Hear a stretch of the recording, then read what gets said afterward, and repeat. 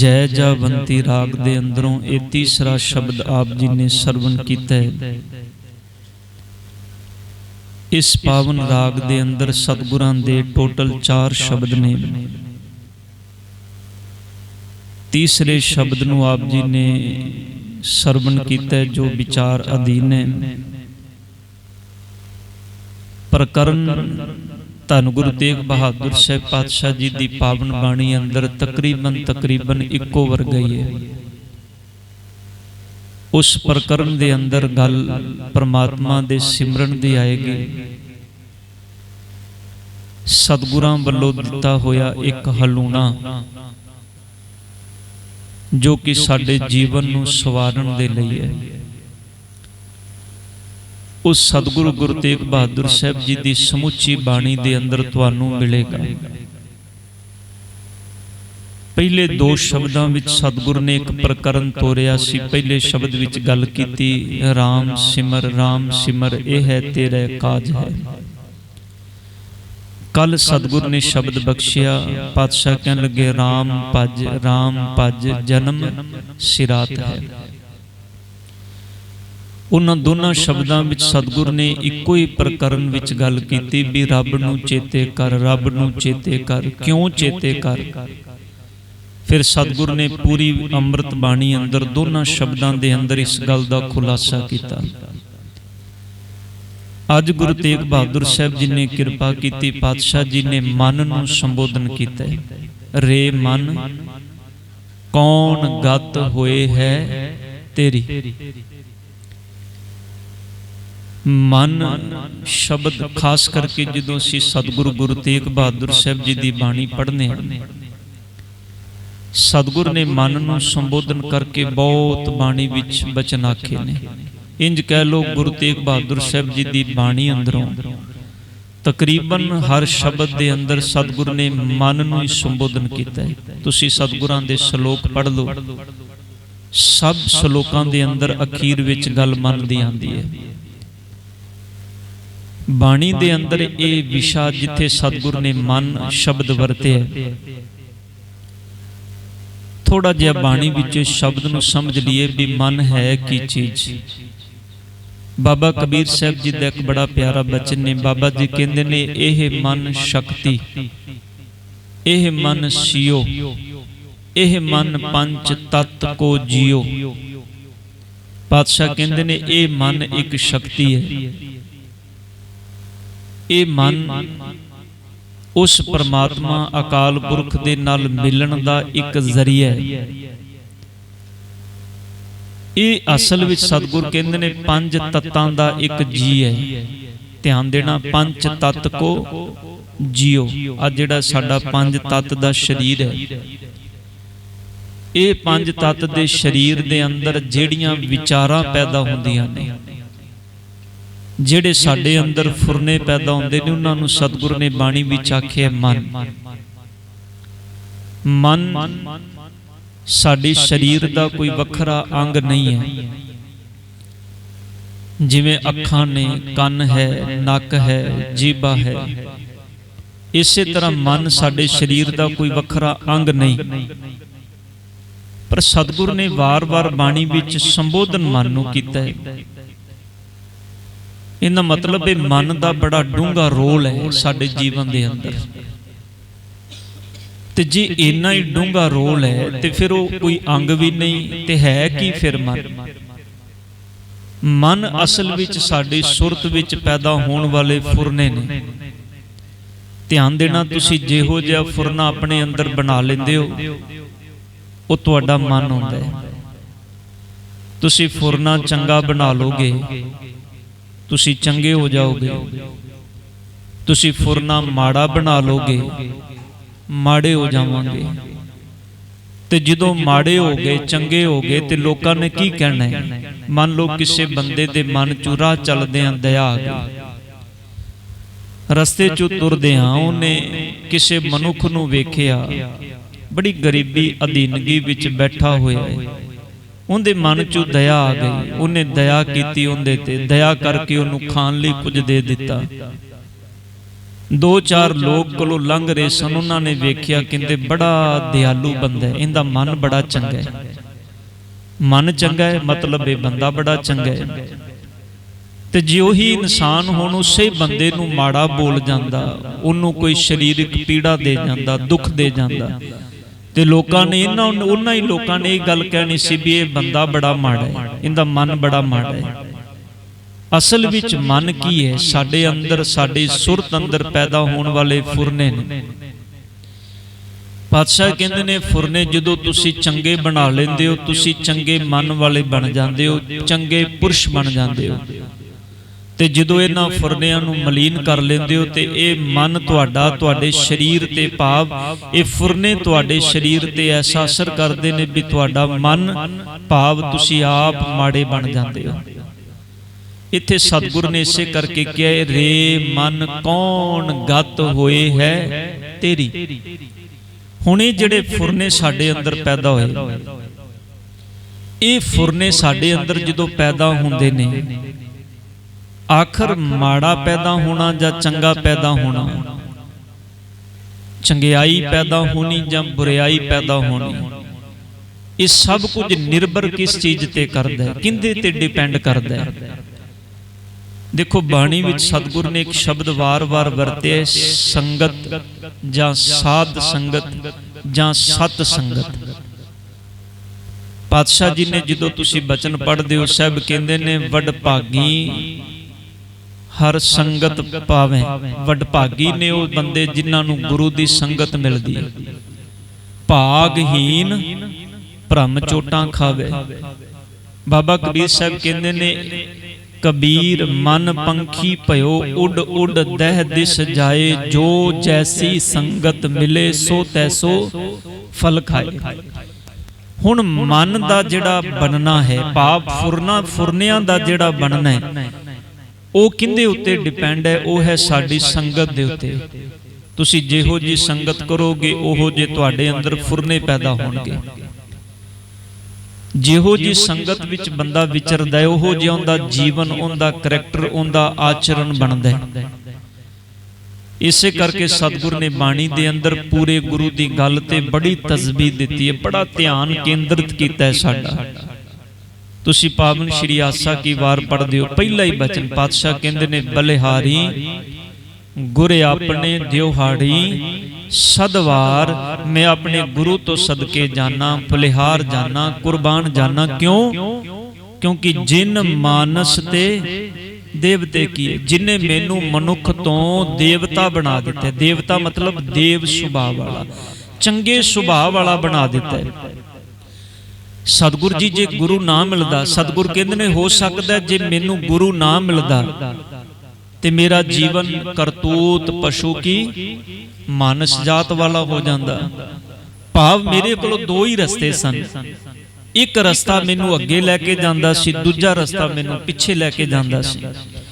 जे गुरु पूरे नाल मिलिया ते मैनू गुरु ने देव सुभाव वाला बना दिता, ते जे मैं पूरे गुरु दी शरण विच ना आंदा, भाव मेरी सुरत दा विकास ना हुंदा, ते सतगुर कहंदे ने फिर मेरा मन किसी माड़ी संगत दा मोहताज हो जांदा। माड़ी संगत दा मोहताज मेरा मन, सतगुर कहंदे ने, वो फिर करतूत पशु की मानस जात वाले जीवन विच जीना शुरू कर देंदा। सिर्फ असर किस चीज दे मन दे उत्ते? साडियां बाहर दा साडा जिहो जिहा साडा जीवन है, जिहो जी साडी संगत है। गल समझ विच आवे, एक इंसान चोरी करदा है, वो जदों चोरी करन लगा, उन्हें चोरी कर करके अपने लिए बहुत सोहना घर बना लिया। हुण जिहड़ी जिहो जी बंदे दी किरत होंदी है ना, ध्यान देना, उनदी किरत दे विचों जो कुछ पैदा होंदा है, वो किरत दे नाल ही असल विच जुड़िया होंदा है। हुण जिवें जिवें उनके बच्चे वड्डे होण लगे, वो भी पढ़ाई दे विच नलायक हो गए, पढ़ना उन्हां दी पढ़न वाल ध्यान ना गया, क्योंकि बाप ने शोहरत इन्नी इकट्ठी कर ली उन्हां लई कि हुण उन्हां दा ध्यान पढ़ाई वाल नहीं है, एजुकेशन वाल नहीं है। बापू ने वेख्या भी है ते मेरे वर्गे ही ने, चलो चंगा होवे, जिवें एक चंगा बिजनेसमैन बाप अपने बच्चियां नूं अपने बिजनेस विच पा दिंदा है, किन्ना चंगा होवे मैं भी इन्हां नूं अपने व्यापार विच अपने काम विच ला लवां। उन्हें अपने बच्चों नूं चोरी दे गुर सिखा दिते, चोरी किवें करनी है। हुण एक गल चोरी करनी जदों सिखा दिती ते वो पहले दिन जदों अपने नाल लैके जान लगा ना, उन्हें एक गल समझाई कि बेटा चोरी तू मेरे नाल, मैं तेनू कुछ दिन लैके जावांगा, पर एक गल चेते रखी, एक कारज आने वाले समय च तू अपने आप करना है। पर ये सब काम करदियां होया एक गल चेते रखी, कदी तू किसे धर्मी बंदे दी, जिहड़ा धर्म नाल जुड़िया होया बंदा है, उस बंदे दी कदी संगत विच, उनदी सोहबत विच ना कदी बैठी। कदी किसी मंदिर किसी गुरुद्वारे दे अंदर भुल के भी ना जाई, बाहरों लंघदा होया सिर झुका जाई, पर अंदर ना चला जाई। बच्चे दे मन च सवाल ते बड़े पैदा होए, पर क्योंकि बापू बाप गुरु सी, हुण उहदी गल भी पल्ले बन लई। चोरियां करन लगा, चंगी तरह काम भी आ गया, पर एक दिन ध्यान जांदा जांदा किसी धार्मिक द्वारे दे अगों लंघ रहा सी, मन कीता भी चलो आपां अंदर ही जाके वेख लईए, किहड़ा बापू नाल ले गया। अंदर गया, मत्था टेकिया, बैठिया ते बैठदिया होया दो गल्लां कन दे विच पै गईयां। दो कु गल्लां उन्हें अपने कन राही उहदे अंदर चलियां गईयां। किहड़ियां गल्लां?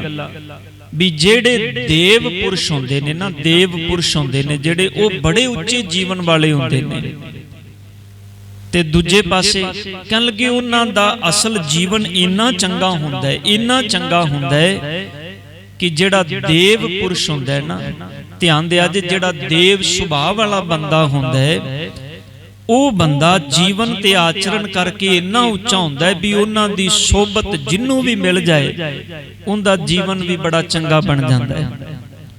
वो सुनदा है, उनका मन करता है भी थोड़ी देर होर बैठ जावां, फिर सुनन लग जाता है। हुण सुनदियां सुनदियां एक गल होर उनदे कन विच पै गई भी जेड़े देव पुरुष हुंदे ने ना, भाव जेड़े रब नाल जुड़े हुंदे ने, जिहड़े असल विच देवता हुंदे ने, उन्हां देवतियां दी कदी भाव वो काया तो बड़े उच्चे हुंदे ने, वो शरीर दे तल तो बड़े उच्चे हुंदे ने। गल्लां डूंघियां सी, उनदे ज़्यादा जहन विच नहीं आईयां। उन्हें सोचिया भी शायद जिहड़े देवते हुंदे ने उन्हां दा शरीर ही नहीं हुंदा। चला गया, बाहर निकलिया, चोरी करदे एक दिन फड़िया गया। हुण जिहड़े जदों फड़िया गया ते गया सोहबत जदों पुलिस दे कब्जे विच आ गया, जेल विच रखिया। हुण उहनूं पुछिया जांदा भी चोरी कीती ते तूं ही है, इस तो पहलों भी तू ही चोरियां करदा होएगा, पहलों दस जिहड़ा समान चोरी कीता वो कित्थे रखिया। हुण वो बंदा कहंदा भी मैं बड़ा जोर लाया जांदा है, वो नहीं दसदा, बड़ा जोर लांदे ने पुलिस वाले, नहीं वो दसदा। जदों नहीं कुछ दसदा ना, हुण उन्हां ने एक ब्योंत बनाई, कहण लगे किन्ना चंगा होवे इहदे कोलों सच बाहर कढना है, ते इहनूं जेड़ा ये बंदा है इहदे अंदर शायद कोई धर्म दा किनका इहदे अंदर टिकिया होवे। परवाना जी ने बड़ी प्यारी गल लिखी है, वो कहंदे ने वो बंदे रात नूं बैठे ते कोई नाल दा जेड़ा बंदा सी ना, उनदे वर्गा कोई होर उनदे नेड़े बह गया, गल्लां बातां शुरू होईयां। गल्लां बातां दे विच उहने एक गल कही, कहण लगे तू कदी रब दी गल सुनी है, कदी धार्मिक द्वारे ते कदी कोई चंगा काम कीता होवे? कहंदा नहीं, मैं कदी गुरुद्वारे मंदिर मसीत विच कदी धार्मिक द्वारे नहीं गया, बस एक बारी गया सा, इन्नी को गल जरूर सुनी है भी जेड़े रब्बी सुभाव वाले हुंदे ने ना, जेड़े देव सुभाव वाले हुंदे ने, उन्हां दा कोई शरीर नहीं हुंदा, भावो शरीर दे तल तो बड़े उच्चे उठ जाते हैं, वो आत्मक अवस्था दे विच इन्ने उच्चे हो जाते हैं। तां ही सतगुरु ने आख्या नानक भगतां सदा विगास।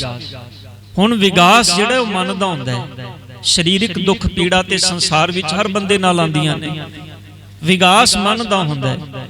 हुण अगले दिन जदों इन्नी गल सामने आई, हुण पुलिस वालियां ने की कीता, कहण लगे उहनूं एक हनेरे कमरे दे विच बंद कर दिता, जिहड़ा कमरे दे विच बिल्कुल हनेरा है।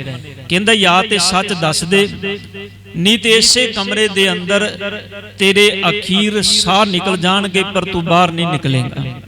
सच दस दे तेरे अंदर की है? ਹੁਣ ਉਹ ਜਦੋਂ ਉਹਦੇ ਸਾਹਮਣੇ ਉਹ ਹਨੇਰਾ ਕਮਰਾ ਹੈ, ਉਸ ਹਨੇਰੇ ਕਮਰੇ 'ਚ ਲਾਈਟਿੰਗ ਹੁੰਦੀ ਹੈ ਇੱਕਦਮ ਰਾਤ ਨੂੰ। ਕਰਮ ਤੇ ਸਾਰਾ ਸੀ ਵੀ ਇਹਦੇ ਅੰਦਰੋਂ ਸੱਚ ਪ੍ਰਗਟ ਕੀਤਾ ਜਾਏ। ਲਾਈਟਿੰਗ ਹੁੰਦੀ ਹੈ ਤੇ ਜਦੋਂ ਲਾਈਟਿੰਗ ਹੁੰਦੀ ਹੈ ਤੇ ਉਹਨੂੰ ਇੱਕ ਤਸਵੀਰ ਨਜ਼ਰ ਆਉਂਦੀ ਹੈ, ਇੱਕ ਸਰੀਰ ਨਜ਼ਰ ਆਉਂਦਾ ਹੈ। ਸਰੀਰ ਐਸਾ ਜਿਵੇਂ ਕਿਸੇ ਚੰਗੇ ਦੇਵ ਪੁਰਸ਼ ਦਾ ਹੋਵੇ, ਤੇ ਉਹ ਬੜੇ ਪਿਆਰ ਨਾਲ ਪੁਚਕਾਰ ਕੇ ਪੁੱਛਦਾ, ਬੇਟਾ ਇਹਨਾਂ ਨੂੰ ਤੂੰ ਦੱਸ ਕਿਉਂ ਨਹੀਂ ਦਿੰਦਾ? ਇਹ ਕੰਮ ਚੰਗਾ ਨਹੀਂ ਚੋਰੀ ਕਰਨੀ, ਤੂੰ ਦੱਸ ਕਿਉਂ ਨਹੀਂ ਦਿੰਦਾ? ਹੁਣ ਜਦੋਂ ਉਹਨੂੰ ਸਰੀਰ ਨਜ਼ਰ ਆਇਆ, ਨਾਲ ਜਿਹੜਾ ਉਹਦੇ ਇੱਕ ਹੋਰ ਬੰਦਾ ਸੀ, ਉਹਨੇ ਆਖਿਆ ਵੀ ਇਹ ਤੇ ਕੋਈ ਦੇਵਤਾ ਲੱਗਦਾ, ਬੜੇ ਚੰਗੇ ਭਾਗ ਨੇ ਤੇਰੇ, ਤੈਨੂੰ ਨਜ਼ਰ ਆ ਗਿਆ, ਮੈਨੂੰ ਨਜ਼ਰ ਆ ਗਿਆ, ਉਹ ਵੀ ਇੱਥੇ ਬੈਠੇ ਹੋਇਆ। ਉਹ ਕਹਿਣ ਲੱਗੇ ਬੜੀ ਚੰਗੀ ਗੱਲ ਹੈ, ਕਿੰਨਾ ਚੰਗਾ ਹੋਵੇ ਜੇ ਤੂੰ ਇਹਨੂੰ ਸੱਚ ਦੱਸ ਦੇ। ਜੇ ਸੱਚ ਦੱਸ ਦੇ ਤੇ ਤੇਰੇ ਕੀਤੇ ਹੋਏ ਪਹਿਲੇ ਕਰਮ ਜਿਹੜੇ ਨੇ ਉਹ ਖਤਮ ਹੋ ਜਾਣਗੇ, ਹੋ ਸਕਦਾ ਇਹਦੀ ਕਿਰਪਾ ਤੇਰੇ ਤੇ ਹੋ ਜਾਏ। ਉਹ ਸੱਚ ਦੱਸਣ ਹੀ ਲੱਗਾ ਸੀ ਕਿ ਉਹਨੂੰ ਗੱਲ ਚੇਤੇ ਆ ਗਈ ਵੀ ਦੇਵ, ਮੈਂ ਤੇ ਇੰਨੀ ਗੱਲ ਸੁਣੀ ਸੀ ਵੀ ਜਿਹੜੇ ਚੰਗੇ ਦੇਵ ਪੁਰਸ਼ ਹੁੰਦੇ ਨੇ ਜਾਂ ਦੇਵਤੇ ਹੁੰਦੇ ਨੇ, ਉਹਨਾਂ ਦਾ ਤੇ ਸਰੀਰ ਹੀ ਨਹੀਂ ਹੁੰਦਾ। ਗੱਲ ਤੇ ਦੂਜੀ ਸੀ, ਪਰ ਉਹਨੂੰ ਇੰਨੀ ਕੁ ਸਮਝ ਆਈ ਸੀ। ਉਹਨੂੰ ਜਦੋਂ ਇੰਨੀ ਗੱਲ ਸਮਝ ਆਈ, ਉਹ ਸੱਚ ਬੋਲਦਿਆਂ ਬੋਲਦਿਆਂ ਫਿਰ ਰੁਕ ਗਿਆ। ਕਹਿੰਦਾ ਨਹੀਂ, ਮੈਂ ਚੋਰੀ ਕੀਤੀ ਨਹੀਂ, ਮੈਂ ਤੁਹਾਨੂੰ ਦੱਸਾਂ ਕੀ, ਮੈਂ ਚੋਰੀ ਕੀਤੀ ਹੁੰਦੀ ਤੇ ਦੱਸਦਾ ਨਾ, ਮੈਂ ਇਹਨੂੰ ਝੂਠ ਕਿਉਂ ਬੋਲਣਾ ਹੈ। ਹੁਣ ਇੰਨੀ ਗੱਲ ਜਦੋਂ ਸੁਣੀ, ਸਵੇਰ ਹੋਈ, ਪੁਲਿਸ ਵਾਲਿਆਂ ਨੇ ਕਿਹਾ ਵੀ ਹੁਣ ਇਹਨੂੰ ਛੱਡ ਦਿਓ। ਆਪਾਂ ਸਾਰੇ ਹੱਥ ਕੰਡੇ ਅਪਣਾ ਕੇ ਵੇਖ ਲਏ ਨੇ, ਇਹਦੇ ਖਿਲਾਫ ਸਾਡੇ ਕੋਲ ਕੋਈ ਸਬੂਤ ਨਹੀਂ। ਇਹਨੇ ਅਖੀਰ ਵਿੱਚ ਜਿਹੜੀ ਗੱਲ ਆਪਾਂ ਪ੍ਰਗਟ ਕਰਨੀ ਸੀ ਉੱਥੇ ਵੀ ਨਸ਼ਰ ਨਹੀਂ ਹੋਈ, ਇਹਨੂੰ ਛੱਡ ਦਿਓ। ਛੱਡਿਆ ਗਿਆ, ਘਰ ਗਿਆ, ਤੇ ਬਾਪੂ ਕਹਿੰਦਾ ਵੀ ਕਮਾਲ ਦੀ ਗੱਲ ਹੈ, ਪੁਲਿਸ ਵਾਲਿਆਂ ਨੇ ਇੰਨਾ ਜ਼ੋਰ ਲਾਇਆ ਪਰ ਤੂੰ ਫੜਿਆ ਨਹੀਂ ਗਿਆ, ਕੀ ਕਾਰਨ? ਕਹਿੰਦਾ ਬਾਪੂ ਮੈਂ ਸੱਚ ਤੇ ਦੱਸ ਦੇਣਾ ਸੀ, ਸੱਚ ਮੇਰੀ ਜ਼ੁਬਾਨ ਤੇ ਆ ਹੀ ਗਿਆ ਸੀ, ਪਰ ਮੈਂ ਇੱਕ ਦਿਨ ਧਾਰਮਿਕ ਦੁਆਰੇ ਤੇ ਰੱਬ ਦੇ ਪਿਆਰਿਆਂ ਦੀ ਸੰਗਤ ਵਿੱਚ ਬੈਠਿਆ ਤੇ ਇੰਨੀ ਕੁ ਗੱਲ ਮੇਰੇ ਸਮਝ ਵਿੱਚ ਆਈ ਵੀ ਰੱਬ ਦੇ ਜਿਹੜੇ ਪਿਆਰੇ ਹੁੰਦੇ ਨੇ, ਜਿਹੜੇ ਦੇਵ ਸੁਭਾਅ ਵਾਲੇ ਦੇਵਤੇ ਹੁੰਦੇ ਨੇ, ਉਹ ਸਰੀਰ ਕਰਕੇ, ਉਹਨਾਂ ਸਰੀਰਕ ਤਲ ਤੋਂ ਬੜੇ ਉੱਚੇ ਹੁੰਦੇ ਨੇ, ਉਹ ਸਰੀਰ ਕਰਕੇ ਸੰਸਾਰ ਵਿੱਚ ਨਹੀਂ ਹੁੰਦੇ। ਕਹਿਣ ਲੱਗੇ ਇੰਨੀ ਗੱਲ ਮੈਂ ਸੁਣੀ ਸੀ, ਅੱਜ ਇਸ ਇੱਕ ਗੱਲ ਨੇ ਮੈਨੂੰ ਪੁਲਿਸ ਦੇ ਡੰਡਿਆਂ ਤੋਂ ਬਚਾ ਲਿਆ, ਮੈਨੂੰ ਮੇਰੇ ਜੀਵਨ ਨੂੰ ਨਰਕ ਬਣਨ ਤੋਂ ਬਚਾ ਲਿਆ। ਕਹਿਣ ਲੱਗੇ ਇਹ ਮਤਲਬ? ਕਹਿੰਦਾ ਸਿਰਫ ਇੰਨੀ ਗੱਲ ਸੁਣੀ ਸੀ, ਰਾਤ ਨੂੰ ਮੇਰੇ ਸਾਹਮਣੇ ਇੱਕ ਦੇਵਤਾ ਆਇਆ, ਉਹਨੇ ਵੀ ਮੈਨੂੰ ਪੁੱਛਿਆ ਵੀ ਤੂੰ ਚੋਰੀ ਤੂੰ ਹੀ ਕੀਤੀ ਹੈ, ਤੂੰ ਦੱਸ ਕਿਉਂ ਨਹੀਂ ਦਿੰਦਾ? ਤੇ ਜਦੋਂ ਮੈਂ ਉਹਦੇ ਸਰੀਰ ਨੂੰ ਵੇਖਿਆ ਤੇ ਮੈਨੂੰ ਗੱਲ ਸਮਝ ਆ ਗਈ ਵੀ ਨਹੀਂ, ਇਹ ਦੇਵਤਾ ਹੋ ਹੀ ਨਹੀਂ ਸਕਦਾ, ਤੇ ਪੁਲਿਸ ਵਾਲਿਆਂ ਦੀ ਕੋਈ ਚਾਲ ਹੋਏਗੀ, ਕਿਉਂਕਿ ਦੇਵਤਿਆਂ ਦਾ ਤੇ ਕੋਈ ਸਰੀਰ ਹੀ ਨਹੀਂ ਹੁੰਦਾ। ਇਹ ਕੋਈ ਪੁਲਿਸ ਵਾਲਿਆਂ ਦੀ ਚਾਲ ਹੈ। ਮੈਂ ਉਸ ਚਾਲ ਨੂੰ ਸਮਝ ਗਿਆ। ਮੈਨੂੰ ਇੰਨੀ ਗੱਲ ਕਹਿਣ ਲੱਗੇ, ਪਿਤਾ ਜੀ ਕਿੰਨਾ ਚੰਗਾ ਹੋਵੇ ਮੈਂ ਇੱਕ ਦਿਨ ਉਸ ਧਾਰਮਿਕ ਦੁਆਰੇ ਤੇ ਗਿਆ, ਮੇਰੇ ਖਾਨੇ ਵਿੱਚ, ਜ਼ਹਿਨ ਵਿੱਚ ਇੱਕੋ ਹੀ ਗੱਲ ਪਈ, ਉਸ ਇੱਕ ਗੱਲ ਨੇ ਅੱਜ ਮੇਰੇ ਜੀਵਨ ਨੂੰ ਨਰਕ ਬਣਨ ਤੋਂ ਬਚਾ ਲਿਆ। ਅੱਜ ਤੋਂ ਬਾਅਦ ਮੈਂ ਚੋਰੀ ਨਹੀਂ ਕਰਾਂਗਾ, ਅੱਜ ਤੋਂ ਬਾਅਦ ਮੈਂ ਚੋਰੀ ਨਹੀਂ ਕਰਾਂਗਾ, ਅੱਜ ਤੋਂ ਬਾਅਦ ਮੈਂ ਰੋਜ਼ ਧਾਰਮਿਕ ਦੁਆਰੇ ਤੇ ਭਲੇ ਪੁਰਸ਼ਾਂ ਦੀ ਸੰਗਤ ਵਿੱਚ ਬੈਠਾਂਗਾ। ਇੱਕ ਦਿਨ ਦੀ ਸੰਗਤ ਨੇ ਮੈਨੂੰ ਮਾਰ ਤੋਂ ਬਚਾ ਲਿਆ। ਸਤਿਗੁਰ ਤਾਂ ਹੀ ਤੇ ਕਹਿੰਦੇ ਨੇ, ਭਲਿਆ ਜਦੋਂ ਗੁਰੂ ਕੀ ਸੰਗਤ ਵਿੱਚ ਆਏਗਾ ਨਾ, ਸਿਰਫ ਬਾਹਰ ਮੁਖੀ ਹੀ ਨਹੀਂ, ਅਜੇ ਤੇ ਅਸੀਂ ਸਿਰਫ ਜਮਾ ਦੀ ਮਾਰ ਤੋਂ ਬਚਣ ਦੀ ਗੱਲ ਕਰਨੀ ਹੈ ਨਾ, ਮਰਨ ਤੋਂ ਬਾਅਦ ਦੀ। ਸਤਿਗੁਰ ਕਹਿੰਦੇ ਨੇ, ਜੀਂਦਿਆਂ ਜੀ ਜਿਹੜੇ ਤੈਨੂੰ ਜੰਮ ਲੱਗੇ ਹੋਏ ਨੇ, ਇਹਨਾਂ ਤੋਂ ਵੀ ਤੂੰ ਬਚ ਜਾਏਗਾ। ਤਾਂ ਹੀ ਗੁਰੂ ਤੇਗ ਬਹਾਦਰ ਸਾਹਿਬ ਕਹਿੰਦੇ ਨੇ, ਰੇ ਮਨ ਕੌਣ ਗਤ ਹੋਏ ਹੈ ਤੇਰੀ, हे ਮਨਾ ਤੇਰੀ ਇਹ ਕੈਸੀ ਗਤ ਹੋ ਗਈ ਹੈ, ਭਾਵ ਤੇਰੀ ਇਹ ਕੈਸੀ ਦਸ਼ਾ ਹੋ ਗਈ ਹੈ। ਸਤਿਗੁਰ ਮਨ ਨੂੰ ਸੰਬੋਧਨ ਕਰਕੇ ਕਹਿ ਰਹੇ ਨੇ। ਕਦੀ ਅਸੀਂ ਆਪਣੇ ਮਨ ਨੂੰ ਸੰਬੋਧਨ ਕਰਕੇ, ਵੈਸੇ ਬਾਣੀ ਨੇ ਨਾ, ਸਾਧ ਸੰਗਤ ਅਸੀਂ ਦੋ ਜਣੇ ਜੁੜਨੇ ਆ ਨਾ, ਗੱਲ ਦੂਜੇ ਤੀਜੇ ਦੀ ਜ਼ਰੂਰ ਕਰਨੇ ਆ। ਕਦੀ ਆਪਣੇ ਆਪ ਵਿੱਚ ਬੈਠ ਕੇ, ਕਦੀ ਆਪਣੇ ਆਪ ਨਾਲ ਗੱਲ ਕਰੀਏ ਵੀ ਅਸੀਂ ਕਿੱਥੇ ਖੜੇ ਹੋਏ ਹਾਂ। ਸੁਕਰਾਤ ਦੇ ਕੋਲ ਇੱਕ ਬੰਦਾ ਆਇਆ, ਕਹਿੰਦਾ ਸੁਕਰਾਤ ਮੈਂ ਤੇਰੇ ਬਾਬਤ ਬੜਾ ਕੁਝ ਸੁਣਿਆ ਵੀ ਤੂੰ ਬੜਾ ਚੰਗਾ ਇਨਸਾਨ ਹੈ, ਤੂੰ ਬੜਾ ਪਹੁੰਚਿਆ ਹੋਇਆ ਪੀਰ ਫਕੀਰਾਂ ਵਰਗਾ ਤੇਰਾ ਜੀਵਨ ਹੈ, ਮੈਂ ਤੇਰੇ ਕੋਲ ਆਇਆ, ਮੈਨੂੰ ਵੀ ਕੋਈ ਉਪਦੇਸ਼ ਕਰ, ਮੈਂ ਤੇਰੇ ਨਾਲ ਬੈਠ ਕੇ ਕੁਝ ਗੱਲਾਂ ਕਰਨੀਆਂ ਚਾਹੁੰਦਾ। ਸੁਕਰਾਤ ਕਹਿੰਦਾ ਗੱਲਾਂ ਤੇ ਆਪਾਂ ਜ਼ਰੂਰ ਕਰਾਂਗੇ, ਪਰ ਪਹਿਲੋਂ ਮੈਨੂੰ ਇੰਨੀ ਗੱਲ ਦੱਸ ਵੀ ਜਿਹੜੀਆਂ ਤੂੰ ਮੇਰੇ ਨਾਲ ਗੱਲਾਂ ਕਰਨੀਆਂ ਨੇ, ਉਹਦੇ ਵਿੱਚ ਮੇਰਾ ਫਾਇਦਾ ਕੀ ਹੈ ਤੇ ਤੇਰਾ ਫਾਇਦਾ ਕੀ ਹੈ? ਉਹ ਕਹਿਣ ਲੱਗਾ, ਜਿਹੜੀਆਂ ਮੈਂ ਗੱਲਾਂ ਤੁਹਾਡੇ ਨਾਲ ਕਰਨੀਆਂ ਨੇ, ਉਹਦੇ ਵਿੱਚ ਮੇਰਾ ਵੀ ਕੋਈ ਫਾਇਦਾ ਨਹੀਂ ਤੇ ਤੁਹਾਡਾ ਵੀ ਕੋਈ ਫਾਇਦਾ ਨਹੀਂ। ਕਹਿੰਦਾ ਚੱਲ ਪਹਿਲਾਂ ਇਹ ਦੱਸ ਗੱਲਾਂ ਕਰਨੀਆਂ ਕਿੰਨੀਆਂ ਨੇ, ਮੇਰੇ ਬਾਰੇ ਕੋਈ ਗੱਲ ਕਰਨੀ ਹੈ, ਆਪਣੇ ਬਾਰੇ ਕੋਈ ਗੱਲ ਕਰਨੀ ਹੈ? ਉਹ ਕਹਿੰਦਾ ਨਾ ਮੈਂ ਆਪਣੇ ਬਾਰੇ ਗੱਲ ਕਰਨੀ ਹੈ, ਨਾ ਮੈਂ ਤੁਹਾਡੇ ਬਾਰੇ ਗੱਲ ਕਰਨੀ ਹੈ। ਕਹਿੰਦੇ ਫਿਰ ਤੂੰ ਕਰਨ ਕੀ ਆਇਆ ਹੈ? ਕਹਿੰਦਾ ਨਾ ਜਿਹੜੀ ਗੱਲ ਮੇਰੇ ਬਾਬਤ ਨਹੀਂ, ਤੇਰੇ ਬਾਬਤ ਨਹੀਂ, ਜਿਸ ਗੱਲ ਵਿੱਚ ਮੈਨੂੰ ਕੋਈ ਫਾਇਦਾ ਨਹੀਂ, ਤੈਨੂੰ ਕੋਈ ਫਾਇਦਾ ਨਹੀਂ, ਕਹਿਣ ਲੱਗਾ ਜੇ ਆਪਾਂ ਗੱਲ ਹੀ ਕਿਸੇ ਤੀਜੇ ਬੰਦੇ ਦੀ ਕਰਨੀ ਹੈ ਤੇ ਆਪਾਂ ਉਦੋਂ ਗੱਲ ਕਰਾਂਗੇ ਜਿੱਦਣ ਉਹ ਤੀਜਾ ਬੰਦਾ ਆਪਣੇ ਵਿੱਚ ਸ਼ਾਮਲ ਹੋਏਗਾ। ਧਿਆਨ ਦੇਣਾ, ਅਸੀਂ ਦੋ ਜਣੇ ਖੜੇ ਹੋ ਜਾਈਏ ਨਾ, ਕਦੀ ਆਪਣੀ ਗੱਲ ਨਹੀਂ ਕਰਦੇ, ਅਸੀਂ ਕਰਨੇ ਤੀਜੇ ਬੰਦੇ ਦੀ ਆ, ਥਰਡ ਪਰਸਨ ਦੀ ਗੱਲ ਕਰਨੀ ਆ, ਜਿਹੜਾ ਸਾਡੇ ਵਿੱਚ ਹੈ ਵੀ ਨਹੀਂ, ਜਿਹੜਾ ਪਤਾ ਨਹੀਂ ਕਿੱਥੇ ਬੈਠਾ ਹੋਇਆ, ਕੀ ਕਰ ਰਿਹਾ। ਸਾਡੀਆਂ ਅਸਲ ਵਿੱਚ ਨਿੰਦਾ ਚੁਗਲੀ ਸ਼ੁਰੂ ਹੀ ਇੱਥੋਂ ਹੁੰਦੀ ਹੈ। ਕੋਈ ਦੋ ਬੰਦੇ ਖੜੇ ਹੋ ਕੇ ਆਪਣੇ ਬਾਰੇ ਥੋੜਾ ਮਾੜਾ ਕਹਿਣਗੇ ਜਾਂ ਚੰਗਾ ਕਹਿਣਗੇ, ਉਹ ਤੇ ਕਿਸੇ ਦੂਜੇ ਦੀ ਗੱਲ ਕਰਨਗੇ ਨਾ, ਉਹ ਤੇ ਕਿਸੇ ਤੀਸਰੇ ਪਰਸਨ ਦੀ ਗੱਲ ਕਰਨਗੇ ਨਾ, ਫਲਾਣੇ ਦਾ ਘਰ ਐਸਾ, ਫਲਾਣੇ ਦੀ ਨੂੰਹ ਐਸੀ, ਫਲਾਣੇ ਦੇ ਪੁੱਤਰ ਐਸੇ, ਫਲਾਣੇ ਦੇ ਘਰ ਲੜਾਈਆਂ ਇੰਨੀਆਂ। ਸਤਿਗੁਰ ਕਹਿੰਦੇ ਨੇ ਤੂੰ ਆਪਣਾ ਘਰ ਕਿਉਂ ਨਹੀਂ ਵੇਖਦਾ? ਤੇਰੇ ਆਪਣੇ ਘਰ ਵਿੱਚ ਕੀ ਹੈ, ਭਾਵ ਤੇਰੇ ਆਪਣੇ ਹਿਰਦੇ ਘਰ ਵਿੱਚ ਕੀ ਚੱਲ ਰਿਹਾ? ਗੁਰੂ ਤੇਗ ਬਹਾਦਰ ਸਾਹਿਬ ਇਹੀ ਤੇ ਗੱਲ ਕਰ ਰੇ ਮਨ ਕੌਣ ਗਤ ਹੋਏ ਹੈ ਤੇਰੀ, ਹੈ ਮਨਾ ਤੇਰੀ ਕੈਸੀ ਦਸ਼ਾ ਹੋ ਗਈ। ਸਤਿਗੁਰ ਕਹਿੰਦੇ ਨੇ ਇਹ ਜਗ ਮੈਂ ਰਾਮ ਨਾਮ ਸੋ ਤੋ ਨਹੀਂ ਸੁਣਿਓ ਕਾਨ। ਇਸ ਜਗਤ ਦੇ ਅੰਦਰ ਪਰਮਾਤਮਾ ਦਾ ਨਾਮ ਜਿਹੜਾ ਤੇਰਾ ਸਾਥੀ ਹੈ, ਧਿਆਨ ਦੇਣਾ, ਨਾਮ ਨੂੰ ਸਾਥੀ ਕਿਉਂ ਆਖਿਆ? ਸਤਿਗੁਰ ਗੁਰੂ ਗ੍ਰੰਥ ਸਾਹਿਬ ਪਾਤਸ਼ਾਹ ਜੀ ਕਹਿੰਦੇ ਨੇ ਨਾਉ ਮੇਰੇ ਖੇਤੀ, ਨਾਉ ਮੇਰੇ ਬਾਰੀ, ਭਗਤ ਕਰੈ ਜਨ ਸ਼ਰਨ ਤੁਮਾਰੀ, ਨਾਉ ਮੇਰੇ ਮਾਇਆ, ਨਾਉ ਮੇਰੇ ਪੂੰਜੀ, ਤੁਮੈ ਛਾੜ ਜਾਨੋ ਨਹੀਂ ਦੂਜੀ। ਪਾਤਸ਼ਾਹ ਜੀ ਬਾਣੀ ਵਿੱਚ ਕਹਿੰਦੇ ਨੇ ਪਰਮਾਤਮਾ ਜੀ ਤੁਹਾਡਾ ਨਾਮ ਮੇਰਾ ਮਿੱਤਰ ਹੈ, ਮੇਰਾ ਸਖਾ ਹੈ, ਮੇਰਾ ਬੇਲੀ ਹੈ। ਨਾਮ ਨੂੰ ਸਖਾ ਮਿੱਤਰ ਕਿਉਂ ਆਖਿਆ? ਸਤਿਗੁਰੂ ਗੁਰੂ ਗ੍ਰੰਥ ਸਾਹਿਬ ਪਾਤਸ਼ਾਹ ਕਹਿੰਦੇ ਨੇ ਨਾਮ ਇਸ ਕਰਕੇ ਤੇਰਾ ਮਿੱਤਰ ਹੈ, ਸਖਾ ਹੈ, ਬੇਲੀ ਹੈ, ਕਿਉਂਕਿ ਬੇਲੀ, ਮਿੱਤਰ ਤੇ ਸਖਾ ਦਾ ਕੰਮ ਕੀ ਹੁੰਦਾ ਹੈ? ਉਹਦਾ ਰੋਲ ਕੀ ਹੈ ਜੀਵਨ ਦੇ ਅੰਦਰ? ਉਹਦਾ ਰੋਲ ਇਹ ਹੈ ਵੀ ਜਦੋਂ ਤੁਸੀਂ ਆਪਣੇ ਮਿੱਤਰਾਂ ਦੀ ਸੋਬਤ ਸੰਗਤ ਵਿੱਚ ਬੈਠਦੇ ਹੋ ਤੇ ਮਿੱਤਰਾਂ ਦੀ ਸੰਗਤ ਵਿੱਚ ਬੈਠ ਕੇ ਜਦੋਂ ਤੁਸੀਂ ਆਪਣਾ ਜੀਵਨ ਗੁਜ਼ਾਰਦੇ ਹੋ, ਤੁਹਾਡੇ ਮਨ 'ਚ ਇਹ ਖਿਆਲ ਹੁੰਦਾ ਵੀ ਜਿੱਦਨ ਮੇਰੇ ਤੇ ਕੋਈ ਵਿਪਦਾ ਆਏਗੀ, ਮੇਰੇ ਉੱਪਰ ਕੋਈ ਐਸਾ ਸਮਾਂ ਆਏਗਾ, ਇਹ ਮੇਰੇ ਮਿੱਤਰ, ਇਹ ਮੇਰੇ ਸਖਾ, ਇਹ ਮੇਰੇ ਬੇਲੀ ਮੇਰੇ ਨਾਲ ਖੜੇ ਹੋਣਗੇ।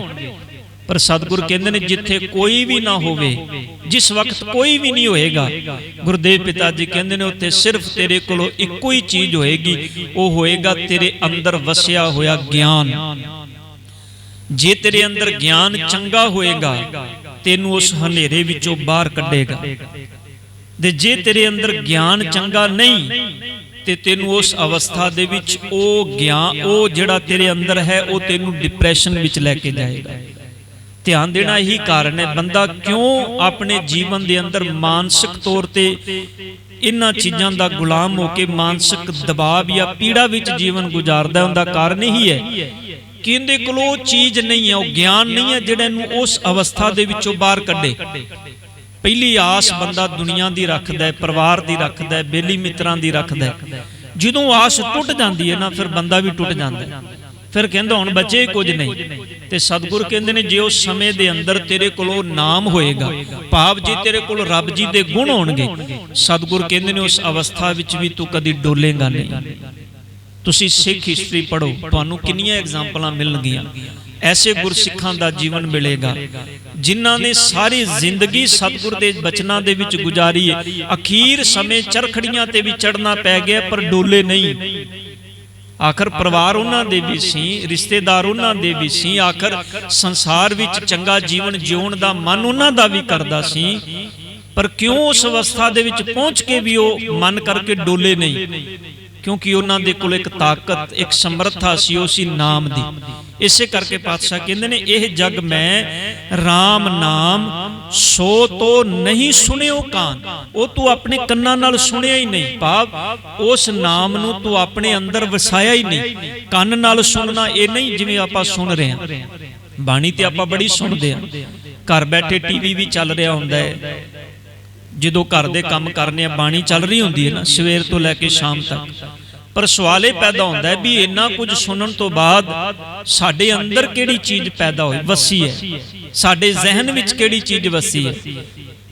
ਜਦੋਂ ਕੋਈ ਵੀ ਚੀਜ਼ ਹੈ ਸਾਧ ਸੰਗਤ, ਜਦੋਂ ਕੋਈ ਬੱਚਾ ਵੀ ਕਿਸੇ ਫੀਲਡ ਵਿੱਚ ਜਾਂਦਾ ਹੈ ਨਾ, ਤੁਸੀਂ ਦੇਖੋ ਜਿੰਨੇ ਬੱਚੇ ਨੇ ਕੋਈ ਗੁਰ ਸਿੱਖਣਾ ਹੁੰਦਾ ਹੈ, ਕੋਈ ਵੀ ਫੀਲਡ ਹੈ, ਉਹ ਆਪਣੇ ਗੁਰੂ ਦੀ ਗੱਲ ਨੂੰ ਸਿੱਖਿਆ ਦਾਤਾ ਦੀ ਗੱਲ ਨੂੰ ਬੜੇ ਧਿਆਨ ਨਾਲ ਸੁਣਦਾ ਹੈ। ਤੇ ਜੇ ਉਹ ਜਾ ਕੇ ਬਹਿ ਜਾਏ, ਦੁਪਹਿਰੀ ਰੋਟੀ ਖਾ ਲੇ ਤੇ ਰਾਤ ਨੂੰ ਘਰ ਆ ਜਾਏ, ਸਾਲ ਲਾ ਲੇ, 2 ਸਾਲ ਲਾ ਲੇ, 10 ਸਾਲ ਲਾ ਲੇ, 20 ਸਾਲ ਲਾ ਲੇ, ਸਿੱਖਿਆ ਕੁਝ ਵੀ ਨਹੀਂ ਨਾ। ਹੁਣ ਸਤਿਗੁਰੂ ਜੀ ਕਹਿੰਦੇ ਨੇ ਗੱਲ ਤੇ ਸਿੱਖਣ ਦੀ ਹੈ, ਤੂੰ ਕੰਨਾਂ ਨਾਲ ਕਿੰਨਾ ਵੀ ਸੁਣ ਲਿਆ ਹੋਵੇ, ਪਰ ਫਾਇਦਾ ਕੀ ਹੈ ਤੇਰੇ ਕੰਨਾਂ ਨਾਲ ਸੁਣਨ ਦਾ ਜੇ ਤੇਰੇ ਅੰਦਰ ਇੱਕ ਕਿਣਕਾ ਵੀ ਨਹੀਂ ਗਿਆ। ਇਹ ਕੰਨ ਇਸੇ ਕਰਕੇ ਨੇ, ਕਿਸੇ ਦੀ ਨਿੰਦਾ ਸੁਣਨੀ ਹੋਵੇ ਨਾ, ਬੰਦਾ ਕਿੰਨੀ ਦੂਰ ਖੜਾ ਹੋਵੇ ਫਿਰ ਵੀ ਉਹਨੂੰ ਗੱਲਾਂ ਸੁਣ ਜਾਂਦੀਆਂ ਨੇ, ਫਿਰ ਵੀ ਕਹਿੰਦਾ ਸ਼ਾਇਦ ਮੇਰੇ ਬਾਬਤ ਨਹੀਂ ਕਿਤੇ ਗੱਲ ਹੋ ਰਹੀ। ਤੇ ਜਦੋਂ ਨਾਮ ਦੀ ਗੱਲ ਸੁਣਨੀ ਹੋਵੇ, ਸਤਿਗੁਰ ਕਹਿੰਦੇ ਨੇ ਫਿਰ ਦਾਤਾਰ ਪਿਤਾ ਜੀ ਬਾਣੀ ਵਿੱਚ ਕਹਿੰਦੇ ਨੇ, ਸਭ ਕਹਿੰਦੇ ਨੇ ਉਦੋਂ ਫਿਰ ਇੰਨਾ ਅਵੇਸਲਾ ਹੋ ਜਾਂਦਾ ਹੈ, ਇੰਨਾ ਵੇਸਲਾ ਹੋ ਜਾਂਦਾ ਹੈ। ਪਾਤਸ਼ਾਹ ਕਹਿੰਦੇ ਨੇ ਉਦੋਂ ਨੇੜੇ ਬੈਠਾ ਹੋਇਆ ਵੀ ਇਹਨੂੰ ਧਿਆਨ ਹੀ ਨਹੀਂ ਹੁੰਦਾ ਮੈਂ ਕੀ ਮੇਰੇ ਸਾਹਮਣੇ ਬੋਲਿਆ ਗਿਆ ਹੈ, ਕੀ ਮੇਰੇ ਸਾਹਮਣੇ ਪੜਿਆ ਤੇ ਗਾਇਆ ਗਿਆ ਹੈ। ਗੁਰਦੇਵ ਪਿਤਾ ਗੁਰੂ ਤੇਗ ਬਹਾਦਰ ਸਾਹਿਬ ਜੀ ਇਸੇ ਕਰਕੇ ਕਹਿ ਰਹੇ ਨੇ, ਭਾਈ ਸੋ ਤੋ ਨਹੀਂ ਸੁਣਿਓ ਕਾਨ, ਤੂੰ ਕਦੀ ਧਿਆਨ ਨਾਲ ਸੁਣਿਆ ਹੀ ਨਹੀਂ। ਜੇ ਆਪਾਂ ਬਾਣੀ ਧਿਆਨ ਨਾਲ ਸੁਣੀ ਹੁੰਦੀ, ਧਿਆਨ ਦੇਣਾ, ਜਪਜੀ ਸਾਹਿਬ ਜੀ ਦੀ ਬਾਣੀ ਤੁਸੀਂ ਰੋਜ਼ ਪੜ੍ਹਦੇ ਹੋ, ਜੇ ਕਦੀ ਅਸੀਂ ਧਿਆਨ ਨਾਲ ਸੁਣੀ ਹੁੰਦੀ, ਸੋਚੈ ਸੋਚ ਨਾ ਹੋਵਈ ਜੇ ਸੋਚੀ ਲਖਵਾਰ। ਸਤਿਗੁਰ ਕਹਿ ਰਹੇ ਨੇ ਤੀਰਥਾਂ ਤੇ ਜਾ ਕੇ ਭਾਵੇਂ ਜਿੰਨੀਆਂ ਮਰਜ਼ੀ ਡੱਡੂ ਦੀ ਤਰ੍ਹਾਂ ਟੁਬਕੀਆਂ ਮਾਰੀ ਜਾ, ਮਾਰੀ ਜਾ, ਮਾਰੀ ਜਾ, ਉਹਦੇ ਨਾਲ ਤੇਰੇ ਮਨ ਦੀ ਮੈਲ ਦੂਰ ਨਹੀਂ ਹੋਏਗੀ। ਅਸੀਂ ਤੇ ਕੇਨੀਆਂ ਭਰ ਭਰ ਕੇ ਘਰ ਲਿਆਣੀਆਂ ਸ਼ੁਰੂ ਕਰ ਦਿੱਤੀਆਂ, ਲਿਆਂਦੇ ਆ ਨਾ ਜੀ, ਪਰ ਧਿਆਨ ਦੇਣਾ। ਮੈਂ ਇਹ ਹੁਣੇ ਨਾ ਕਹਿਣਾ ਵੀ ਭਾਈ ਸਾਹਿਬ ਜੀ ਕਿਤੇ ਪਾਣੀ ਸਰੋਵਰ ਦੇ ਜਲ ਨੂੰ ਸਰੋਵਰ ਬਣਾਏ ਕਿਉਂ ਸੀ? ਕਦੀ ਅਸੀਂ ਇਹ ਸੋਚਿਆ ਮਨ ਵਿੱਚ ਵੀ ਸਤਿਗੁਰ ਨੇ ਸਰੋਵਰ ਕਿਉਂ ਬਣਾਏ? ਜੇ ਸਰੋਵਰ ਬਣਾਉਣ ਦੇ ਨਾਲ ਜਾਂ ਸਰੋਵਰ ਵਿੱਚ ਇਸ਼ਨਾਨ ਕਰਨ ਦੇ ਨਾਲ ਦੁੱਖ ਦੂਰ ਹੁੰਦੇ ਨੇ, ਧਿਆਨ ਦੇਣਾ ਅਸਲ ਗੱਲ। ਫਿਰ ਅਸੀਂ ਕਹਿੰਦੇ ਹਾਂ ਬੰਦੇ ਦੀ ਜਿਹੋ ਜੀ ਭਾਵਨਾ, ਸਤਿਗੁਰ ਕਹਿੰਦੇ ਨੇ ਭਾਵਨਾ ਅਸਲ ਵਿੱਚ ਕਿਹੜੀ ਹੋਣੀ ਚਾਹੀਦੀ ਹੈ? ਭਾਵਨਾ ਹੋਣੀ ਚਾਹੀਦੀ ਹੈ ਨਾਮ ਨਾਲ ਸੁਰਤ ਜੁੜਨ ਦੀ, ਭਾਵਨਾ ਤੇ ਹੋਣੀ ਚਾਹੀਦੀ ਹੈ। ਭਾਵਨਾ ਮੈਂ ਆਪਣੀ ਮਰਜ਼ੀ ਨਾਲ ਥੋੜਾ ਭਾਵਨਾ ਬਣਾ ਲਵਾਂਗਾ। ਭਾਵਨਾ ਉਹ ਹੁੰਦੀ ਹੈ ਜਿਹੜੀ ਗੁਰੂ ਦੇ ਗਿਆਨ ਵਿੱਚੋਂ ਪ੍ਰਗਟ ਹੋਵੇ, ਜਿਹੜਾ ਕਰਮ ਗੁਰੂ ਦੇ ਆਸੇ ਅਨੁਸਾਰ ਕੀਤਾ ਜਾਵੇ, ਉਹ ਭਾਵਨਾ ਹੁੰਦੀ ਹੈ। ਸਰੋਵਰ ਤੇ ਸਤਿਗੁਰ ਨੇ ਜ਼ਰੂਰਤ ਲਈ ਬਣਾਏ ਸੀ, ਉਹ ਸਮੇਂ ਦੀ ਜ਼ਰੂਰਤ ਸੀ। ਧਾਰਮਿਕ ਸਥਾਨਾਂ ਤੇ ਲੋਕ ਜਾਂਦੇ ਸਨ, ਇੱਕ ਦੂਜੇ ਨਾਲ ਵਿਤਕਰਾ ਕਰਦੇ ਸਨ, ਜਾਤ ਪਾਤ ਵਿੱਚ ਵੰਡੇ ਹੋਏ ਸਨ। ਸ਼ੂਦਰ ਨੂੰ ਧਾਰਮਿਕ ਦੁਆਰੇ ਤੇ ਵੜਨ ਦਾ ਹੱਕ ਨਹੀਂ ਸੀ। ਬ੍ਰਾਹਮਣ ਕਹਿੰਦਾ ਸੀ ਮੇਰੇ ਲਈ ਸਭ ਕੁਝ ਵੱਖਰਾ, ਉਹਨੇ ਆਪਣਾ ਖੂਹ ਵੀ ਵੱਖਰਾ, ਪਾਣੀ ਵੀ ਵੱਖਰਾ, ਰੋਟੀ ਵੀ ਵੱਖਰੀ, ਸਭ ਕੁਝ ਵੱਖਰਾ। ਬਾਬੇ ਨਾਨਕ ਨੇ ਆਖਿਆ ਨਹੀਂ, ਮਾਨਸ ਕੀ ਜਾਤ ਸਭੈ ਇੱਕ ਹੈ ਪਹਿਚਾਨ, ਏਕ ਪਿਤਾ ਏਕਸ ਕੇ ਹਮ ਤੂੰ ਮੇਰਾ। ਸਤਿਗੁਰ ਨੇ ਆਖਿਆ ਨਿਰੀਆਂ ਜੇ ਡੱਡੂ ਦੀ ਤਰ੍ਹਾਂ ਪਾਣੀ ਵਿੱਚ ਟੁਬਕੀਆਂ ਹੀ ਮਾਰਨੀਆਂ ਨੇ ਤੇ ਕੁਝ ਨਹੀਂ ਬਣਨਾ। ਪਹਿਲੋ ਸਤਿਗੁਰ ਕਹਿੰਦੇ ਨੇ ਆਪਣੇ ਅੰਦਰੋਂ ਮੇਰ ਤੇਰ ਦੀ ਭਾਵਨਾ ਦੂਰ ਕਰ, ਪਹਿਲੋ ਗੁਰੂ ਦੇ ਫਲਸਫੇ ਨੂੰ ਸਮਝ ਤੇ ਸਹੀ, ਪਹਿਲੋ ਇੱਕ ਗੱਲ ਆਪਣੇ ਅੰਦਰ ਟਿਕਾ ਤੇ ਸਹੀ ਵੀ ਗੁਰੂ ਕਹਿੰਦਾ ਕੀ ਹੈ ਤੈਨੂੰ। ਤਾਂ ਹੀ ਸਤਿਗੁਰ ਕਹਿ ਰਹੇ ਨੇ ਸੋ ਤੋ ਨਹੀਂ ਸੁਣਿਓ ਕੰਨ, ਤੂੰ ਧਿਆਨ ਨਾਲ ਤੇ ਸੁਣਿਆ ਹੀ ਨਹੀਂ। ਜੇ ਬਚਨ ਧਿਆਨ ਨਾਲ ਸੁਣਿਆ ਹੁੰਦਾ ਤੇ ਪਹਿਲੀ ਪੌੜੀ ਜਪਜੀ ਸਾਹਿਬ ਜੀ ਔਰ ਪਹਿਲਾ ਸ਼ਬਦ ਪਹਿਲੀ ਪੰਕਤੀ ਅਸੀਂ ਕਿਉਂ ਭਰਮਾਂ ਵਿੱਚ ਪਏ ਹੁੰਦੇ। ਫਿਰ ਪਾਤਸ਼ਾਹ ਜੀ ਕਹਿੰਦੇ ਨੇ ਬਿਖੀਨ ਸਿਉ ਅਤ ਲੁਬਾਨ। ਬਿਖੀਨ ਦਾ ਮਤਲਬ ਹੈ ਜ਼ਹਿਰ, ਜ਼ਹਿਰ ਦਾ ਮਤਲਬ ਹੈ ਜ਼ਹਿਰ ਰੂਪੀ ਪਦਾਰਥ। ਆ ਜਿੰਨੇ ਆਪਾਂ ਪਦਾਰਥ ਖਾਂਦੇ ਆ ਨਾ, ਇਹ ਸਾਡੇ ਜੀਵਨ ਦੇ ਲਈ ਬਣੇ ਹੋਏ ਨੇ, ਸਾਨੂੰ ਜਿੰਦਾ ਰੱਖਣ ਦੇ ਲਈ। ਹੁਣ ਜਿੰਦਾ ਰੱਖਣ ਦੇ ਲਈ ਇੱਕ ਡਾਕਟਰ ਕਹਿੰਦਾ ਵੀ ਤੂੰ ਜੇ ਦਿਨ ਵਿੱਚ 2 ਵੇਲੇ ਰੋਟੀ ਖਾਣਾ ਨਾ, ਤੇ ਰੋਟੀ ਵੀ ਸਤਿਗੁਰ ਨੇ ਬਾਣੀ ਵਿੱਚ ਵੈਸੇ ਪਹਿਲੋਂ ਹੀ ਆਖਿਆ ਵੀ ਜਿਹੜਾ ਗੁਰਸਿੱਖ ਹੈ ਨਾ, ਪਾਤਸ਼ਾਹ ਕਹਿੰਦੇ ਨੇ ਥੋੜਾ ਸੋਵੇ ਥੋੜਾ ਹੀ ਖਾਵੇ, ਤੇਰਾ ਖਾਣਾ ਸੰਜਮ ਵਿੱਚ ਹੋਣਾ ਚਾਹੀਦਾ।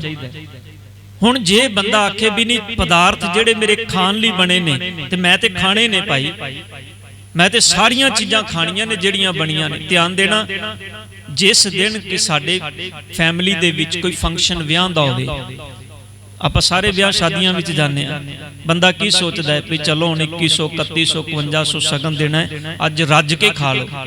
ਤੇ ਸ਼ਾਮ ਹੁੰਦਿਆਂ ਫਿਰ ਕੀ ਹੁੰਦਾ ਹੈ, ਚਲੋ ਹੁਣ ਕਿਸੇ ਡਾਕਟਰ ਦੇ ਕੋਲ ਚੱਲੀਏ। ਖਾਦਾ ਜਿਹੜਾ ਸਤਿਗੁਰ ਕਹਿੰਦੇ ਨੇ ਤੇਰੇ ਸਰੀਰ ਦੀ ਜ਼ਰੂਰਤ ਲਈ ਸੀ, ਔਰ ਜ਼ਰੂਰਤ ਤੈਨੂੰ ਪਤਾ ਹੋਣੀ ਚਾਹੀਦੀ ਕਿੰਨੀ ਹੈ। ਹੁਣ ਜੇ ਜ਼ਰੂਰਤ ਤੋਂ ਵੱਧ ਖਾਏਗਾ ਤੇ ਤੇਰੇ ਲਈ ਜ਼ਹਿਰ ਹੈ। ਇਹਨੂੰ ਸਾਹਿਬ ਕਹਿ ਰਹੇ ਨੇ ਬਿਖੀਨ ਸਿਉ, ਪਾਤਸ਼ਾਹ ਕਹਿੰਦੇ ਨੇ ਜਿਹੜਾ ਤੂੰ ਬਿਖੀਨ ਸਿਉ ਅਤ ਲੁਬਾਨ, ਤੂੰ ਵਿਸ਼ਿਆਂ ਵਾਲੇ ਪਾਸੇ ਪਦਾਰਥਾਂ ਨੂੰ ਜ਼ਹਿਰ ਬਣਾ ਕੇ ਆਪਣੇ ਜੀਵਨ ਵਿੱਚ ਉਹਦੇ ਵਿੱਚ ਲੁਭਾਏਮਾਨ ਹੋ ਗਿਆ। ਤੇਰਾ ਜੀਣਾ ਹੀ ਇਸੇ ਕਰਕੇ ਹੋ ਗਿਆ, ਬਸ ਸਵੇਰੇ ਉੱਠਦਿਆਂ ਕੀ ਖਾਣਾ ਹੈ, ਦੁਪਹਿਰੀ ਕੀ ਖਾਣਾ ਹੈ, ਸ਼ਾਮੀ ਕੀ ਖਾਣਾ ਹੈ, ਰਾਤ। ਤੇਰਾ ਤੇ ਜੀਵਨ ਹੀ ਖਾਣ ਪੀਣ ਤੱਕ ਰਹਿ ਗਿਆ। ਇਸ ਤੋਂ ਅੱਗੇ ਤੈਨੂੰ ਸਮਝ ਹੀ ਨਹੀਂ ਆ ਰਹੀ ਕੁਝ। ਸੱਚ ਵਿੱਚ ਅੱਜ ਸਾਡਾ ਜੀਵਨ ਇੱਥੇ ਤੇ ਖੜਾ ਹੈ। ਬੰਦਾ ਕਹਿੰਦਾ ਮੈਂ ਕਮਾਈ ਕਿਸ ਲਈ ਕਰਨਾ, ਖਾਣ ਲਈ ਕਰਨਾ ਨਾ। ਤੇ ਸਤਿਗੁਰ ਕਹਿੰਦੇ ਨੇ ਖਾਣਾ ਕੀ ਹੈ ਤੂੰ? ਜੇ ਸਵੇਰੇ ਤੈਨੂੰ 2 ਪ੍ਰਸ਼ਾਦੇ ਮਿਲ ਜਾਣ, ਸ਼ਾਮ ਨੂੰ ਤੈਨੂੰ 2 ਪ੍ਰਸ਼ਾਦੇ ਮਿਲ ਜਾਣ, ਇੰਨਾ ਹੀ ਖਾ ਲੈ। ਸਤਿਗੁਰ ਕਹਿੰਦੇ ਨੇ ਸੱਚ ਵਿੱਚ ਤੇਰੇ ਵਰਗਾ ਅਰੋਗ ਬੰਦਾ ਕੋਈ ਨਹੀਂ ਹੋਏਗਾ ਦੁਨੀਆ ਤੇ ਜੇ ਰੋਗ ਲਾਣੇ ਨੇ ਤੇ ਸਤਿਗੁਰ ਕਹਿੰਦੇ ਨੇ ਇੱਕ ਦਿਨ ਰੱਜ ਕੇ ਖਾਈ ਜਾ ਸਾਰਾ ਦਿਨ, ਅਗਲੇ ਦਿਨ ਤੈਨੂੰ ਡਾਕਟਰ ਲੱਭਣਾ ਹੀ ਪੈਣਾ। ਫਿਰ ਹੁਣ ਸਾਹਿਬ ਕਹਿੰਦੇ ਨੇ ਵਿਖਿਆਨ ਸਿਵਤ ਲੁਬਾਨ ਮਤ ਨਾਹਿਨ ਫੇਰੀ। ਤੂੰ ਆਪਣੀ ਮਤ ਨੂੰ ਬਦਲਿਆ ਹੀ ਨਹੀਂ। ਮਤ ਨਾਹਨ ਫੇਰੀ, ਫੇਰੀ ਦਾ ਮਤਲਬ ਹੈ ਬਦਲਣਾ। ਤੂੰ ਆਪਣੀ ਸੁਰਤ ਨੂੰ ਚੇਂਜ ਨਹੀਂ ਕੀਤਾ, ਤੂੰ ਆਪਣੇ ਵਿਚਾਰ ਨਹੀਂ ਬਦਲੇ। ਫਿਰ ਪਾਤਸ਼ਾਹ ਕਹਿੰਦੇ ਨੇ ਮਾਨਸ ਕੋ ਜਨਮ ਲੀਨ, ਰੱਬ ਨੇ ਤੈਨੂੰ ਮਨੁੱਖਾ ਜੀਵਨ ਦਿੱਤਾ। ਸਿਮਰਨ ਨਹਿ ਨਿਮਖ ਕੀਨ, ਤੂੰ ਥੋੜਾ ਜਿਹਾ ਵੀ ਸਿਮਰਨ ਨਹੀਂ ਕੀਤਾ ਰੱਬ ਜੀ ਦਾ। ਸਿਮਰਨ ਮਤਲਬ ਚੇਤਾ, ਮਤਲਬ ਉਹਦੇ ਗੁਣਾਂ ਨਾਲ ਜੁੜਨਾ। ਤੂੰ ਸੁਣਿਆ ਬੜਾ, ਪੜਿਆ ਬੜਾ, ਜਪਜੀ ਸਾਹਿਬ ਦੇ ਰੋਜ਼ 2 ਪਾਠ ਕਰਨਾ ਹੈ, ਸੁਖਮਨੀ ਸਾਹਿਬ ਦਾ ਪਾਠ ਕਰਨਾ ਹੈ, ਪੜਿਆ ਬੜਾ, ਪਰ ਸਤਿਗੁਰ ਕਹਿੰਦੇ ਨੇ ਜਿਹੜੀ ਗੱਲ ਅੰਦਰ ਹਿਰਦੇ ਵਿੱਚ ਵਸਾਣੀ ਸੀ ਤੂੰ ਯਾਦ ਉਹ ਸਮਰਨ ਤੱਕ ਤੇ ਲੈ ਕੇ ਨਹੀਂ ਗਿਆ। ਪਾਤਸ਼ਾਹ ਕਹਿੰਦੇ ਨੇ ਦਾਰਾ ਸੁਖ ਭਇਓ ਦੀਨ, ਦਾਰਾ ਇਸਤਰੀ ਸੁਖ, ਪਰਿਵਾਰ ਦੇ ਸੁਖ, ਪਰਿਵਾਰ ਦੇ ਸੁਖ ਇਸਤਰੀ ਆਦਿਕ ਦੇ ਲਈ ਇਹਨਾਂ ਨੂੰ ਸਤਿਗੁਰ ਕਹਿੰਦੇ ਨੇ ਤੂੰ ਆਪਣੀ ਦੀਨ ਭਾਵ ਇਹਨਾਂ ਦੇ ਵਿੱਚ ਤੂੰ ਇੰਨਾ ਖੱਜਤ ਹੋ ਗਿਆ, ਤੂੰ ਇਹਨਾਂ ਚੀਜ਼ਾਂ ਦੇ ਅਧੀਨ ਹੋ ਗਿਆ। ਅਧੀਨ ਹੋ ਕੇ ਬੰਦਾ ਮਾੜੇ ਕਰਮ ਕਰਦਾ ਨਾ। ਜਦੋਂ ਕਹਿੰਦਾ ਵੀ ਹਾਂ ਪਰਿਵਾਰ ਲਈ ਮੇਰੇ ਕੋਲ ਇੰਨਾ ਕੁਝ ਹੋਣਾ ਚਾਹੀਦਾ, ਫਿਰ ਬੰਦਾ ਨਹੀਂ ਵੇਖਦਾ ਚੰਗਾ ਕਰ ਰਿਹਾ ਮਾੜਾ ਕਰ ਰਿਹਾ। ਵਿਸ਼ੇ ਵਿਕਾਰ ਦੁਨੀਆ ਦੇ ਅੰਦਰ ਕਰਪਸ਼ਨ ਕਿਦੋਂ ਜਨਮ ਲੈਂਦਾ ਹੈ? ਜਦੋਂ ਮੈਂ ਇਹ ਸੋਚਣਾ ਜਿੰਨਾ ਮੇਰੇ ਕੋਲ ਹੈ ਇਹ ਥੋੜਾ ਹੈ, ਇਸ ਤੋਂ ਵੱਧ ਹੋਣਾ ਚਾਹੀਦਾ ਹੈ ਪਰ ਮਿਹਨਤ ਨਾਲ। ਹੁਣ ਸਤਿਗੁਰ ਜੀ ਹੀ ਗੱਲ ਕਹਿ ਰਹੇ ਨੇ ਭਾਈ ਦਾਰਾ ਸੁਖ ਭਇਓ ਦੀਨ ਪਗਹੋਂ ਪਰੀ ਬੇਰੀ, ਇਹ ਤੇਰੇ ਪੈਰਾਂ ਵਿੱਚ ਬੇੜੀ ਪਈ ਹੋਈ ਹੈ, ਇਸ ਬੇੜੀ ਨੂੰ ਤੋੜ। ਨਾਨਕ ਜਨ ਕਹਿ ਪੁਕਾਰ, ਗੁਰੂ ਤੇਗ ਬਹਾਦਰ ਸਾਹਿਬ ਕਹਿੰਦੇ ਨੇ ਮੈਂ ਤੈਨੂੰ ਪੁਕਾਰ ਪੁਕਾਰ ਕੇ ਕਹਿ ਰਿਹਾ। ਸੁਪਨੇ ਜਿਉਂ ਜਗ ਪਸਾਰ, ਇਹ ਜਗਤ ਸੁਪਨੇ ਦੇ ਪਸਾਰੇ ਦੀ ਤਰ੍ਹਾਂ ਹੈ। ਜਿਵੇਂ ਸੁਪਨੇ ਵਿੱਚ ਬੰਦਾ ਜਿੰਨਾ ਮਰਜ਼ੀ ਪਸਾਰਾ ਬਣਾ ਲੇ, ਦੁਨੀਆ ਭਾਵੇਂ ਸੁਪਨੇ ਵਿੱਚ ਇੱਕ ਦਿਨ ਸੁਪਨੇ ਵਿੱਚ ਸੁੱਤਾ ਸੁੱਤਾ ਆਖਿਆ ਵੀ ਮੈਂ ਤੇ ਹੁਣ ਇਸ ਸੰਸਾਰ ਦੇ ਅੰਦਰ ਮੰਤਰੀ ਬਣ ਗਿਆ, ਪ੍ਰਾਈਮ ਮਿਨਿਸਟਰ ਬਣ ਗਿਆ, ਪਰ ਸਤਿਗੁਰ ਕਹਿੰਦੇ ਨੇ ਜਿਹੜਾ ਸੁਪਨੇ ਵਿੱਚ ਬੜਿਆ ਹਕੀਕਤ ਵਿੱਚ ਨਹੀਂ। ਸੁਪਨੇ ਦਾ ਪਸਾਰਾ ਲੰਮਾ ਹੁੰਦਾ ਹੈ ਪਰ ਹੁੰਦਾ ਕੁਝ ਵੀ ਨਹੀਂ। ਪਾਤਸ਼ਾਹ ਕਹਿੰਦੇ ਨੇ ਸਿਮਰਤ ਨਹਿ ਕਿਉਂ ਮੁਰਾਰ, ਤੂੰ ਰੱਬ ਨੂੰ ਕਿਉਂ ਨਹੀਂ ਚੇਤੇ ਕਰਦਾ? ਮਾਇਆ ਜਾਂ ਕੀ ਚੇਰੀ, ਜਿੰਦੀ ਚੇਲੀ ਸੰਸਾਰ ਦੇ ਅੰਦਰ ਮਾਇਆ ਵੀ ਹੈ, ਪਾਪ ਜਿੰਦੇ ਅਧੀਨ ਸਾਰਾ ਕੁਝ ਹੈ। ਤੂੰ ਉਸ ਰੱਬ ਨੂੰ ਕਿਉਂ ਨਹੀਂ ਚੇਤੇ ਕਰਦਾ? ਜੇ ਉਹਨੂੰ ਚੇਤੇ ਕਰੇਗਾ ਤੇ ਗੁਰੂ ਤੇਗ ਬਹਾਦਰ ਸਾਹਿਬ ਕਹਿੰਦੇ ਨੇ ਮਨਾ ਤੇਰੀ ਇਹ ਦਸ਼ਾ ਨਹੀਂ ਹੋਏਗੀ, ਤੂੰ ਚੰਗਾ ਬਣ ਜਾਏਗਾ। ਜੇ ਤੂੰ ਚੰਗਾ ਬਣ ਗਿਆ ਤੇ ਫਿਰ ਇਹ ਸਰੀਰ ਵੀ ਚੰਗਾ ਬਣ ਜਾਏਗਾ। ਜੇ ਇਹ ਸਰੀਰ ਚੰਗਾ ਬਣ ਗਿਆ ਤੇ ਫਿਰ ਸਤਿਗੁਰ ਕਹਿੰਦੇ ਨੇ ਤੇਰਾ ਪਰਿਵਾਰ, ਤੇਰੇ ਨਾਲ ਜੁੜੇ ਲੋਕ, ਤੇਰਾ ਸਮਾਜ, ਸੰਸਾਰ ਸਭ ਚੰਗਾ ਬਣ ਜਾਏਗਾ। ਪਰ ਪਹਿਲਾਂ ਤੂੰ ਆਪਣੇ ਇਸ ਮਨ ਤੋਂ ਸ਼ੁਰੂਆਤ ਕਰ।